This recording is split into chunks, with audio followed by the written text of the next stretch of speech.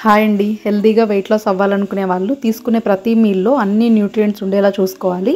అలాంటి balanced meal రెసిపీని share చేయబోతున్నానండి.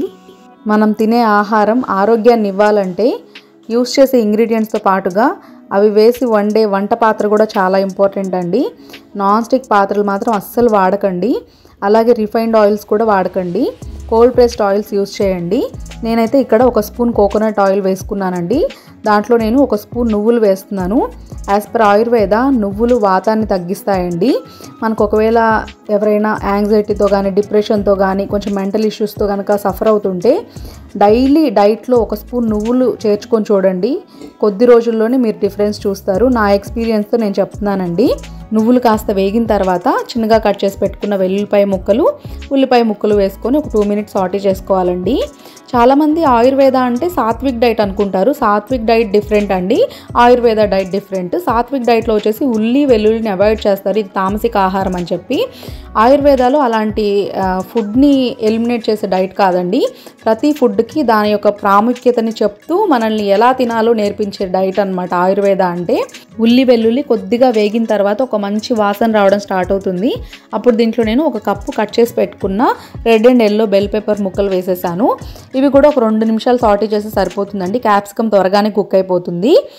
మనము ఇలా కప్పు క్వాంటిటీ తీసుకుంటే మనకి ఎంత క్వాంటిటీ ఫుడ్ అనేది మనకు సరిపోతుంది అనేది మనకు ఒక ఐడియా వస్తుందండి. అంటే ఎంత యూస్ చేస్తున్నాము, వెజిటేబుల్ ముక్కలు కానీ, ప్రోటీన్ కానీ, మనం తీసుకునే కార్బోహైడ్రేట్స్ కానీ ఒక ఐడియా ఉంటుంది అనమాట. ఒకవేళ మనం చేసుకున్న మీల్ సరిపోయింది అనుకోండి, నెక్స్ట్ టైం ఇలాగే కంటిన్యూ అయిపోవచ్చు ఇదే క్వాంటిటీతో. సరిపోలేదనుకోండి 1 కప్పు ప్రోటీన్ కానీ వెజిటేబుల్స్ కానీ పెంచుకోవచ్చు మనం.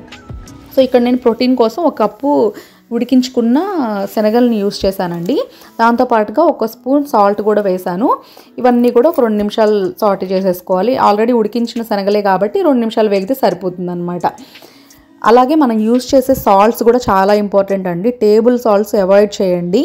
వీలైతే కనుక పింక్ హిమాలయన్ సాల్ట్ కానీ, సీ సాల్ట్ కానీ, కల్లుప్పు, సైంధవ లవణం ఇలాంటి రకరకాల సాల్ట్స్ ఉంటాయి. అవి రోజు మన డైట్లో ఉంచుకుంటే మంచిదన్నమాట. ఒక్కొక్క డిష్లో ఒక్కొక్క రకమైన సాల్ట్ అలా యూస్ చేసుకోవచ్చు. నేను కూరల్లో పింక్ హిమాలయన్ సాల్ట్ యూస్ చేశాను అనుకోండి, ఇలా ఫ్రైస్ చేసేటప్పుడు సీ సాల్ట్ అలా రకరకాల సాల్ట్స్ యూస్ చేస్తూ ఉంటాను.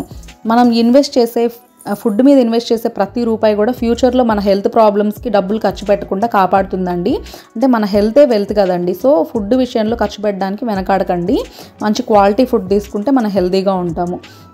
అలాగే నేను ఇక్కడ అదే కప్పుతోటి 1 కప్ రైస్ తీసుకున్నాను.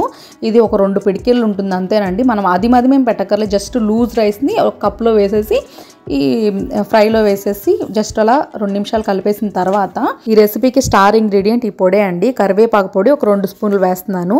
ఇదే టేస్ట్ ఇస్తుంది, హెల్త్ని కూడా ఇస్తుంది.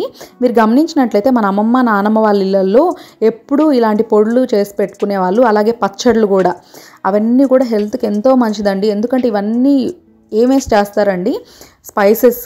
ఆ స్పైసెస్సే మన హెల్త్ని కాపాడేదన్నమాట. అంటే మనం తీసుకునే ఫుడ్ని డైజెస్ట్ చేయాలన్నా సరే ఇవన్నీ బాగా హెల్ప్ అవుతాయి అన్నమాట. అందుకే అప్పట్లో మనం తినేది టేస్టీగా తినాలని చెప్పి ఆ స్పైసెస్ ఇవన్నీ వేసి ఒక పొడుల్లాగా లేదంటే ఒక పచ్చళ్ళ రూపంలో ప్రోబయోటిక్స్ ఇచ్చేలాగా అవన్నీ చేసి పెట్టేవాళ్ళు. అవన్నీ రాను మర్చిపోతూ ఉన్నాము. కానీ ఇప్పటి నుంచి let's go back to our roots.